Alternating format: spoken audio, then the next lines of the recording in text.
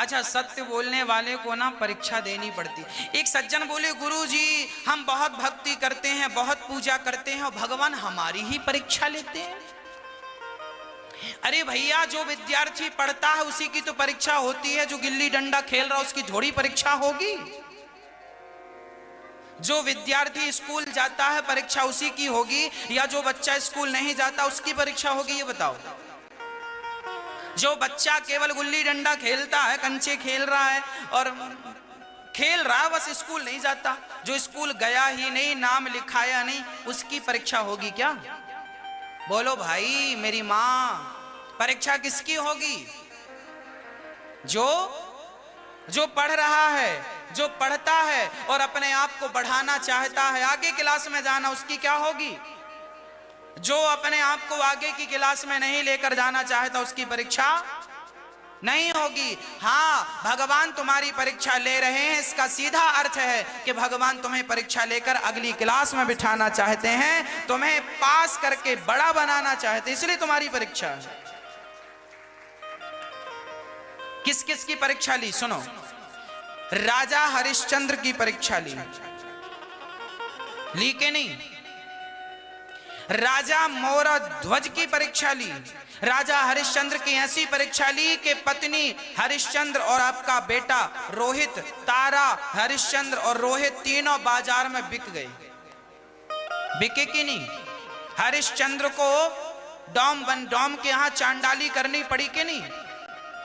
तारा को कुएं से पानी भरना पड़ा, भट्टे में कोयला डाल के रोटी पकानी पड़ी कि नहीं?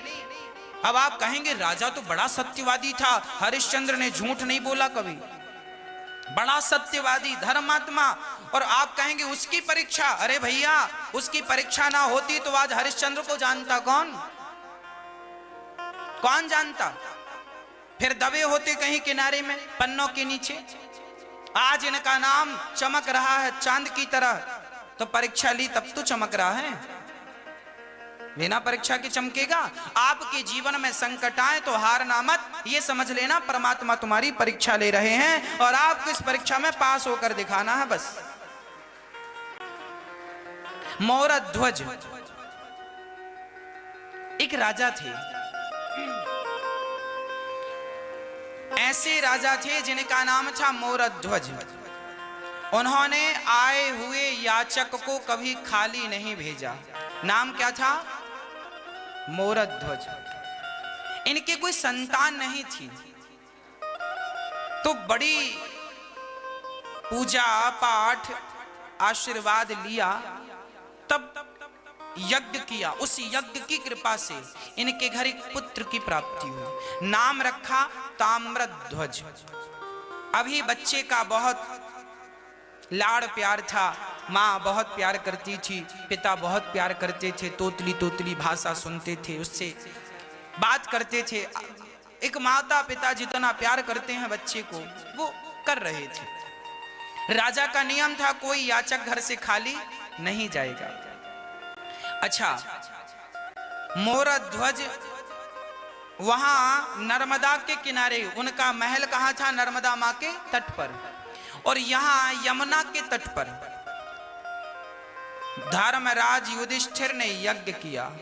उस यज्ञ में इतने लोगों ने खाया और इतना दान लिया कि अर्जुन को अहंकार हो गया। कहो कन्हैया, हमारे भाई जैसा दानी कोई है?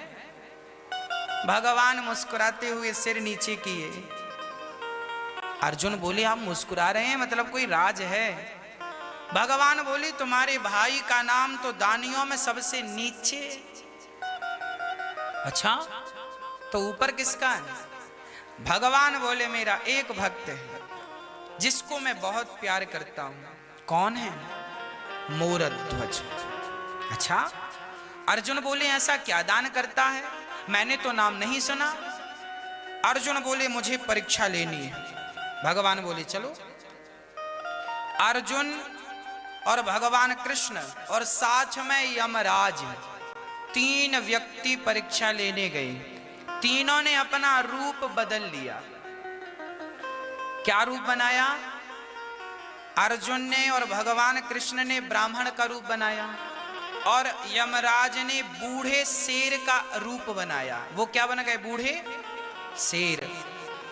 सुबह सुबह मोरद ध्वज का नियम था, जो ब्राह्मण आ जाए, जो मांगेगा वो दिया जाएगा, जो मांगेंगे वो मिलेगा।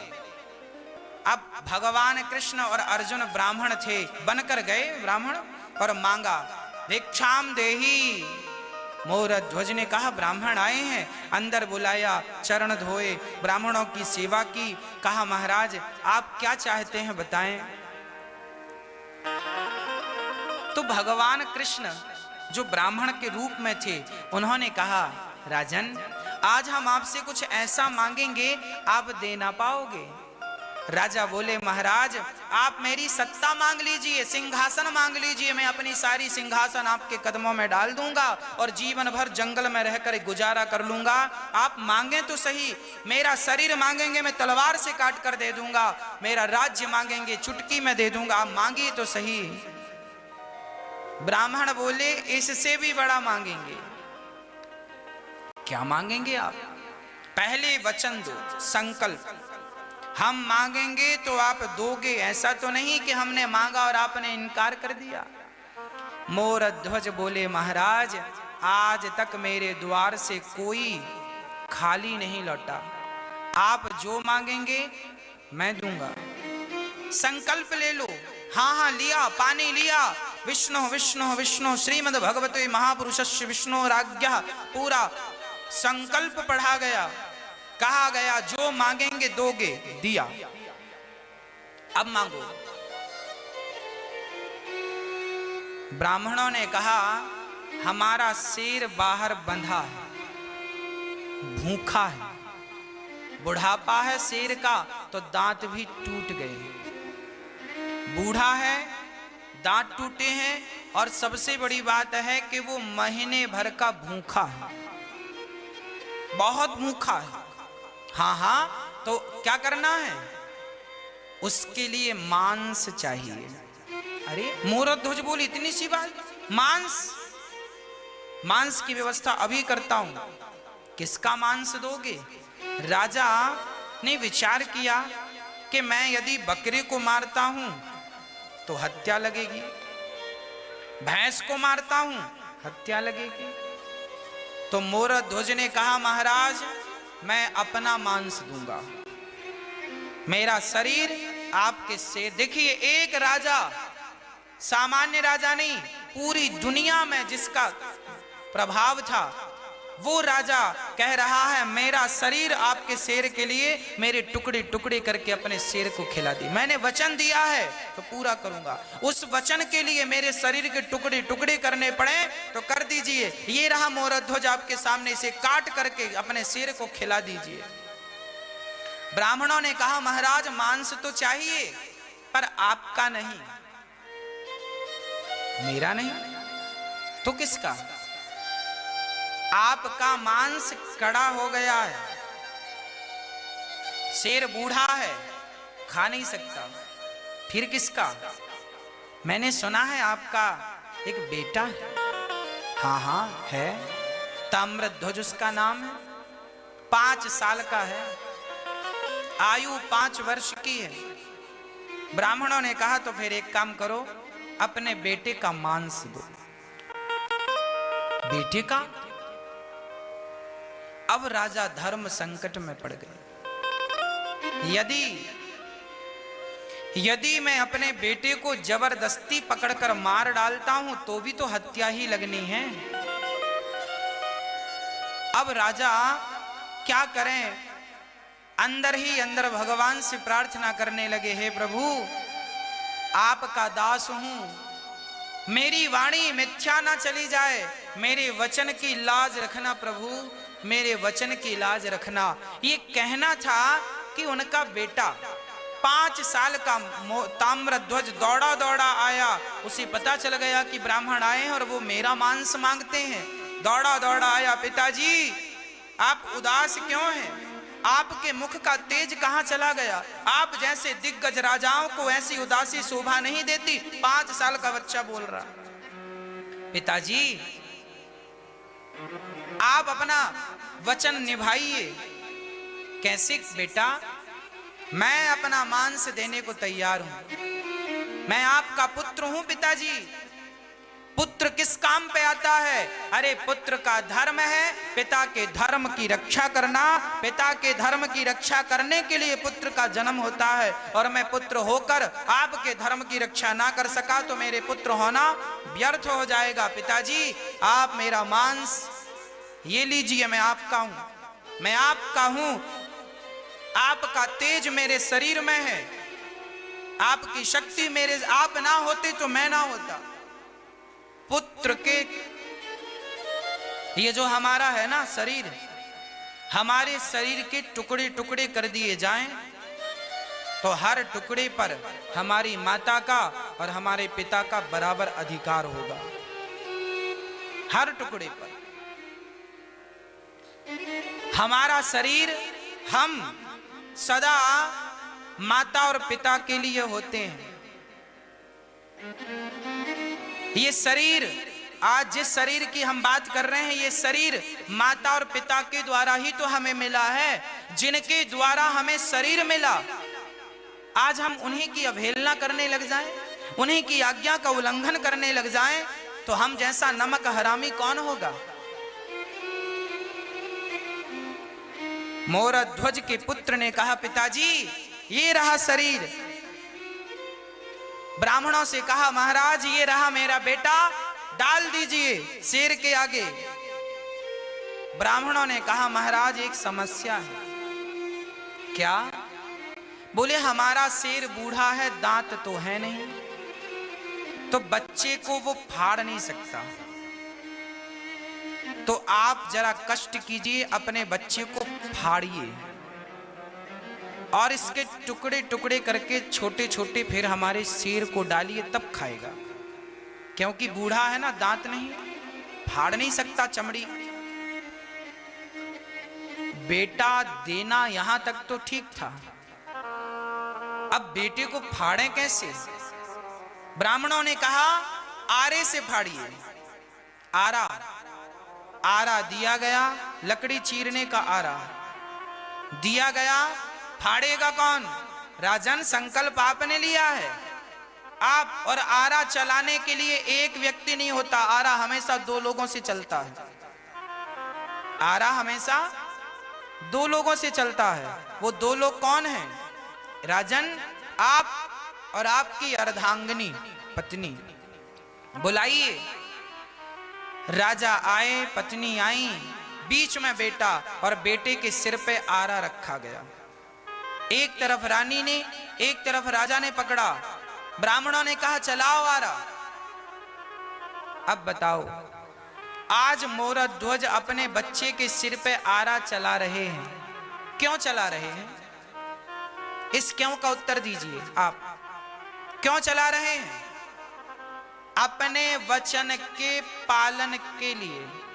वचन मिथ्या, जो व्यक्ति जीवन में कभी असत्य ना बोला हो, आज वो असत्य कैसे बोले?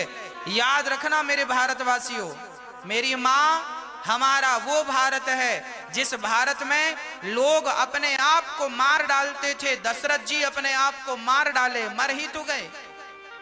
चाहते तो कैकेयी के वचन को तोड़ देते ना, हमें राम को वनवास नहीं भेजना, क्या कर लेती कैकेयी मां? पर नहीं, मर जाना सरल है, मर जाना ठीक है, पर अपने वचनों का पालन ना करना ये ठीक बात नहीं है। अरे प्राण चले गए तो कल मिल जाएंगे, पर वचन चला गया तो फिर कभी नहीं मिलेगा। लोग कहेंगे झूठा था। दशरथ जी चाहते तो कैकेयी की बात काट देते, नहीं भेजना वनवास राम को। क्या कर लेती कैकेयी मां? सारी प्रजा राम के पक्ष में थी, दशरथ जी के पक्ष में थी। कैकेयी के पक्ष में कौन था? एक मंथरा थी। पर नहीं, प्राण जाए पर वचन। यहां यही हुआ। आज आरा सिर पे रखा और जब आरा चलाने लगे ना, तो वो नन्हा सा 5 साल का बच्चा बोला, पिताजी रुक जाओ, मैं एक पल के लिए आपको रोकता हूं। दौड़ा दौड़ा, पिता रुके। क्या हुआ लाल? पिता को लगा शायद एक बार मेरे गले लगना चाहता है। माँ को लगा शायद एक बार मुझे गले से लगकर मुझे माँ कहना चाहता है, पर वो बालक ना पिता को गले लगा ना माँ के गले लगा। वो गया अंदर से रुई लेकर आया और माँ के कान में लगाया, पिता के कान में लगाया। माँ ने कहा बेटा ये तुमने रुई क्यों लगा दी? कहा माँ जब आप आरा चलाओगी मैं दर्द के मारे चीखूंगा, चिल्लाऊंगा, और मेरी चीख आपके कान में पड़ी तो आप माँ हो, आरा चलाना रोक दोगी। और माँ यदि आरा चलाना रोका गया तो पिता का धर्म संकट में पड़ जाएगा, इसलिए मैं नहीं चाहता कि आप एक पल के लिए भी आरा चलाना रोकें। कान में रुई लगाया और खड़ा हो गया, भगवान के चरणों में समर्पण कर दिया और बस आरा चलाते गए। माता पिता देखते ही देखते वो बालक दो भागों में फट गया। मां रो रही है। ब्राह्मणों ने कहा खबरदार, मेरा शेर मांस नहीं खाएगा यदि तुमने आंसू बहाए तो। बच्चे को फाड़ना था और शर्त यह थी आंखों से आंसू नहीं आने चाहिए। याद रखना, भगवान की ओर चलोगे तो परीक्षाओं से गुजरना पड़ेगा। परीक्षा देने को तैयार हो तो भगवान में मन लगाना, और परीक्षा देने से घबराते हो तो फिर संसार में ही घूमते रह जाना। मोरा ध्वज आंसू पहुंचकर, रानी आंसू पहुंचकर खड़ी हैं, आंसू नहीं आने दे रहे हैं। बच्चे का शरीर, ब्राह्मणों ने कहा दाहिना अंग शेर को डालो और बाम भाग ले जाकर के गटर में फेंक दो। रानी रो पड़ी।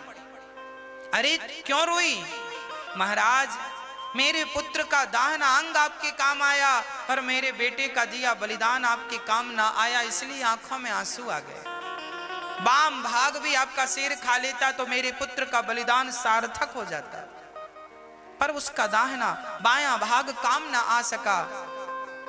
ब्राह्मणों ने कहा शेर का पेट भर गया, अब हम भूखे हैं, हमारा पेट भरो। राजा रानी ने स्नान किया और दोनों ने भोजन बनाया, थाली परोसी, और जब भगवान खाने बैठे रोटी तोड़कर भगवान कहते हैं हम तुम्हारे घर नहीं खाएंगे। क्यों नहीं खाएंगे? क्योंकि आप हत्यारे हैं, आपने हमारे सामने अपने पुत्र की हत्या की है और आप जैसे हत्यारों के घर हम भोजन नहीं करते। मूरध्वज ने कहा महाराज मैं हत्यारा नहीं हूं, मैंने अपने वचन का पालन किया है और आपने मांगा है तो दिया है, मैंने हत्या नहीं की ना। तुमने पुत्र की हत्या की है, हम गवाह हैं, इसलिए तुम्हारे घर भोजन नहीं करेंगे, तुम हत्यारे हो। ये कहकर ब्राह्मण जाने लगे। मोरध्वज बोला हे नाथ, हे प्रभु, आज मेरे घर से अतिथि भूखा चला गया तो मेरा सारा पुण्य नष्ट हो जाएगा, मेरे पुत्र का दिया बलिदान नष्ट हो जाएगा, इसलिए नाथ मेरे पुत्र की रक्षा करो, लोग मुझे हत्यारा ना कहें, ऐसी कृपा करो। मैंने मन से, वाणी से, कर्म से सदा आपका भजन किया है, तो हे नाथ मुझे से संकट से उबारिए। और ये कहकर मोरध्वज ने कहा बेटा ताम्रध्वज, एक बार तूने मर के अपने पिता के धर्म की रक्षा की है बेटा, एक बार जिंदा होकर अपने पिता के धर्म की रक्षा कर ले।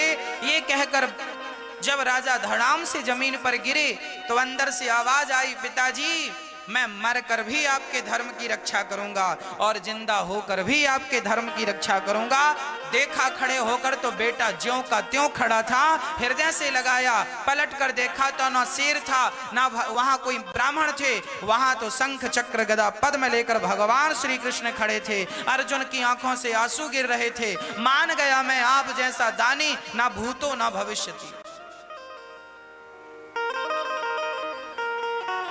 इनका मरा हुआ बेटा मोरध्वज का भगवान ने जिंदा करके वापस कर दिया। क्यों किया? क्योंकि धर्मो रक्षति रक्षिता, जब आप धर्म की रक्षा करते हैं तो धर्म भी आपकी रक्षा, जब आप सत्य की रक्षा करेंगे, आप कभी झूठ नहीं बोलेंगे, सदा सत्य के मार्ग पर चलेंगे, सत्य की रक्षा आप करेंगे तो वही सत्य आपकी भी रक्षा करेगा, ये मत भूलिएगा। मरा हुआ बेटा जिंदा हुआ। मोरध्वज ने कहा प्रभु क्या आप हमारी परीक्षा लेने आए थे? हाँ। तो क्या आपको विश्वास नहीं था हम पर? था। इस अर्जुन को विश्वास नहीं था। मैं कहता कि मोरा ध्वज सबसे बड़ा दानी है, कौन मानता, पर आज तुमने परीक्षा देकर बता दिया कि तुम्हारे जैसा दानी ना भूतो ना भविष्यति ना हुआ था ना कभी होगा। ऐसा दानी जो बेटे को बेटा दान करने वाले तो लाखों मिलेंगे, पर बेटे को वारिस से चीर कर यूं दान करना सबके बस की बात नहीं।